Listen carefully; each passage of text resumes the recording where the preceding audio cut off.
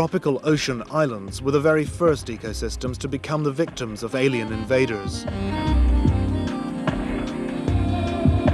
In the Seychelles, several unique species have already gone extinct, and many of those which survive are critically endangered. So everything that evolved here, including the plants, evolved in an environment which was free of mammalian predators.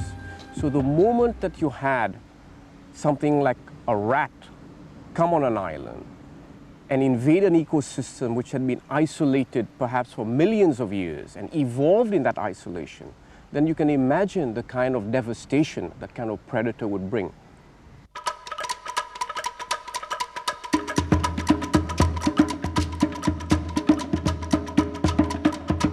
Hitchhiking aboard ships with the first human visitors, rats escape to a bountiful paradise.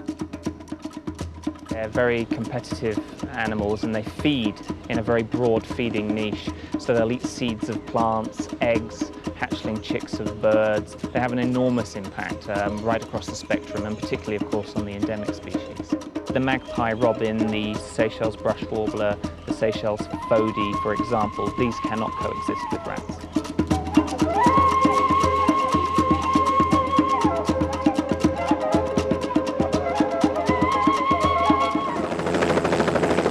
The world's leading experts on island eradications have been drafted in from New Zealand to tackle the rat problem on 3 Seychelles islands, Fregat, Denis, and here on Curieuse.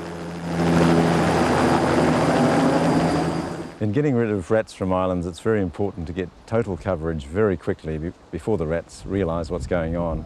So we've developed a technique of covering the entire island using a helicopter.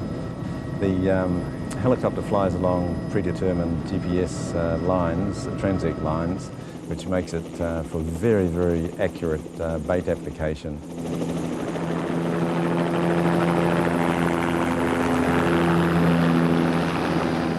In order to minimise the risk to native species, they've been rounded up and kept in captivity for at least 6 months. On Curieuse, we've built 3 pens on different locations around the island, and we've been collecting up the tortoises and putting them in there. I have to say, of course, it's extremely unlikely that a tortoise would suffer. It would have to eat several kilograms of the bait to be affected, and we think that's extremely unlikely. But of course, we want to take all the precautions we possibly can to minimise any unwanted impact of the poisons.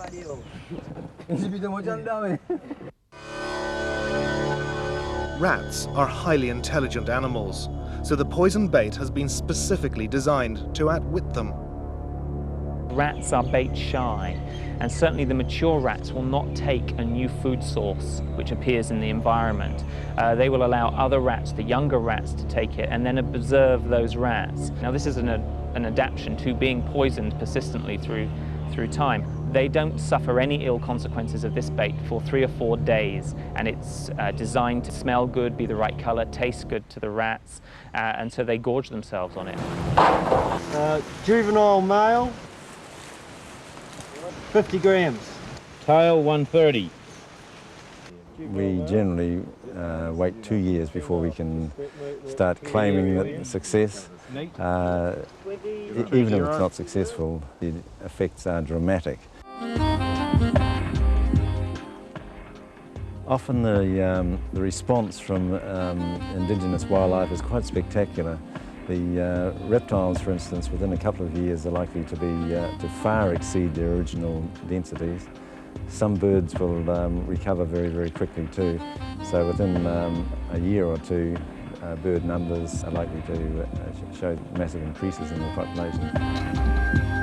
The long-term aim for this programme is to restore some of the species that are thought to have lived on these islands before the arrival of man. They will also become safe havens for species like the Seychelles paradise flycatcher, which for a dangerously long time now has only existed on 2 tiny islands. It's an ongoing struggle. The issue never ends. We must maintain it rat-free afterwards to justify that investment. And even more so once we start introducing what are critically endangered species of birds, numbering sometimes less than 100 in global population. It's essential that we maintain the island rat-free.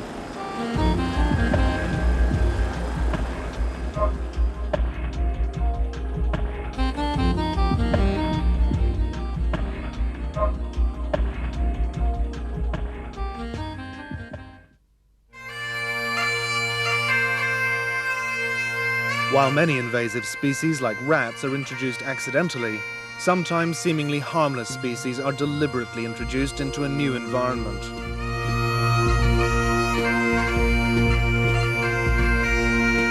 In the Outer Hebrides on the west coast of Scotland, someone released 7 hedgehogs onto South Uist to help control garden slugs.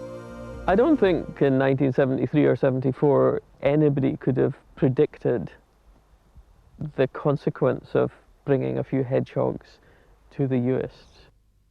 Hedgehogs in the proper place are totally innocuous, indeed quite useful animals. But because they have never been here, the wildlife is just not used to having to deal with them. With no natural predators of their own on the islands, the hedgehogs have bred prolifically, and there are now more than 6,000. The problem is that the islands are a vitally important breeding site for huge numbers of wading birds that nest on the ground. While hedgehogs feed mainly on worms and beetles, they are also opportunistic feeders.